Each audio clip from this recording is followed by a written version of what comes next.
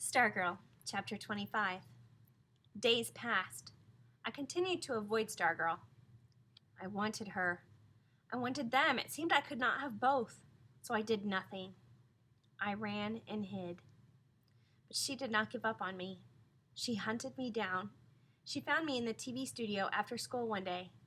I felt fingers slipping down the back of my neck, grabbing my collar, pulling me backward. The crew was staring. "Mr. Borlock," I heard her say, "we need to talk." Her voice told me she was not smiling. She released my collar, and I followed her out of the room.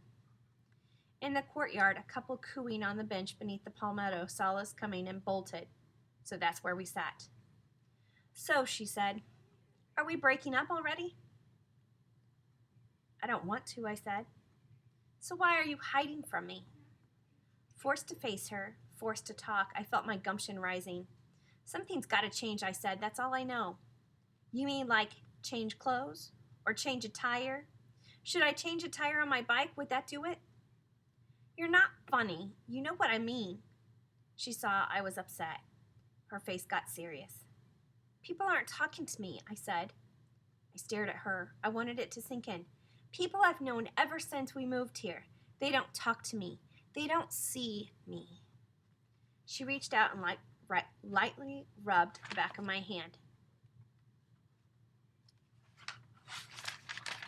With her fingertip, her eyes were sad. "I'm sorry people don't see you. It's no fun not being seen, is it?" I pulled my hand away. "Will you tell me what it's like? Doesn't it bother you that nobody talks to you?" It was the first time I had openly mentioned the shunning to her. She smiled. "Dory talks to me. Cinnamon talks to me. Senor Saguaro talks to me. I talk to me." She cocked her head and stared at me, waiting for a responding smile. I didn't give it. "Are you going to stop talking to me?" "That's not the question," I said.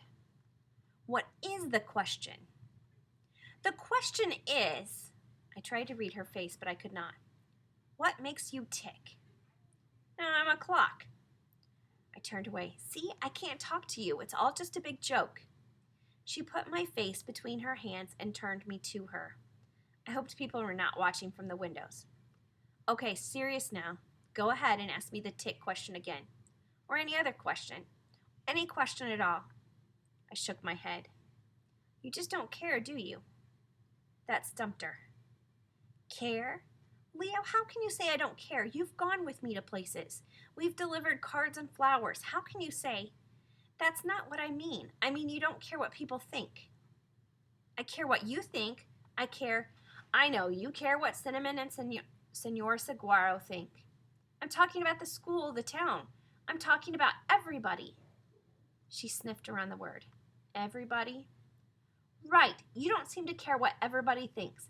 You don't seem to know what everybody thinks. You—" She broke in. "Do you?" I thought for a minute, and I nodded sharply. Yeah, I think I do know. I'm in touch with everybody. I'm one of them. How could I not know?" "And it matters?" "Sure it matters. Look," I waved my arm at the school around us. "Look what's happening. Nobody talks to us. You can't just not give a crap about what anybody thinks. You can't just cheer for the other team and expect your own school to love you for it." Words that I had been thinking for weeks rolled off my tongue now. Kovac, for God's sake, what was that about?" She was baffled. "Who's Kovac?" "Kovac, the guy from Sun Valley. The basketball star, the guy who broke his ankle." She was still baffled. "What about him?" "What about him? What about you? What were you doing out there on the floor with him with his head in your lap?" "He was in pain." "He was the enemy, Stargirl. Susan, whatever, the enemy." She blinked dumbly back at me. She had blinked at Susan. There were 1,000 Sun Valley people there. He had his own people to take care of him. His own coaches, his own teammates, his own cheerleaders' laps. And you had your own team to worry about. I was screeching. I got up and walked away. I came back and leaned into her. "Why," I said, "why didn't you just let him be taken care of by his own people?" She looked at me for a long time, as if in my face she could find herself explained. "I don't know," she said dimly at last. "I didn't think." I just did. I pulled back. I was tempted to say, well, I hope you're satisfied because they hate you for what you did. But I didn't have the heart. Now I was feeling sorry for her. I sat back down beside her. I took her hand. I smiled. I spoke as gently as I could. Stargirl, you just can't do things the way you do. If you weren't stuck in a homeschool all your life, you'd understand. You just can't wake up in the morning and say you don't care what the rest of the world thinks. Her eyes were wide, her voice peepy like a little girl's. You can't? Not unless you want to be a hermit. She flicked the hem of her skirt at my sneaker, dusting it. But how do you keep track of the rest of the world? Sometimes I can hardly keep track of myself. It's not something you even have to think about, I said. You just know, because you're connected. On the ground, her bag shifted slightly. Cinnamon was stirring. Stargirl's face went through a series of expressions, ending with a pout and a sudden sobby outburst. I'm not connected! She reached out to me, and we hugged on the bench in the courtyard, and we walked home together.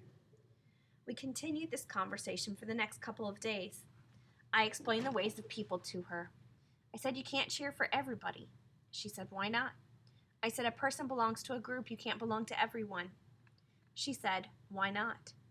I said, you just can't barge into the funeral of a perfect stranger. She said, why not? I said, you just can't. She said, why? And I said, because. I said, you have to respect other people's privacies. There's such a thing as not being welcome. I said, not everybody likes having someone with a ukulele sing happy birthday to them. They don't, she said. This group thing, I said, it's very strong. It's probably an instinct. You find it everywhere, from little groups like families to big ones like a town or a school to really big ones like a whole country. How about really, really big ones, she said, like a planet? Whatever, I said. The point is, in a group, everybody acts pretty much the same. That's kind of how the group holds itself together. Everybody, she said. Well, mostly, I said. That's what jails and mental hospitals are for, to keep it that way. You think I should be in jail, she said. I think you should try to be more like the rest of us, I said. Why, she said. Because, I said. Tell me, she said. It's hard, I said. Say it, she said. Because nobody likes you, I said. That's why. Nobody likes you. Nobody, she said. Her eyes covered me like the sky. Nobody? I tried to play dumb, but that wasn't working. Hey, I said, don't look at me. We're talking about them. Them. If it was up to me, I wouldn't change a thing. You're fine with me the way you are. But we're not alone, are we? We live in a world of them, like it or not. That's where I tried to keep it, on them. I didn't mention myself. I didn't say do it for me. I didn't say if you don't change, you can forget about me. I never said that. 2 days later, Stargirl vanished.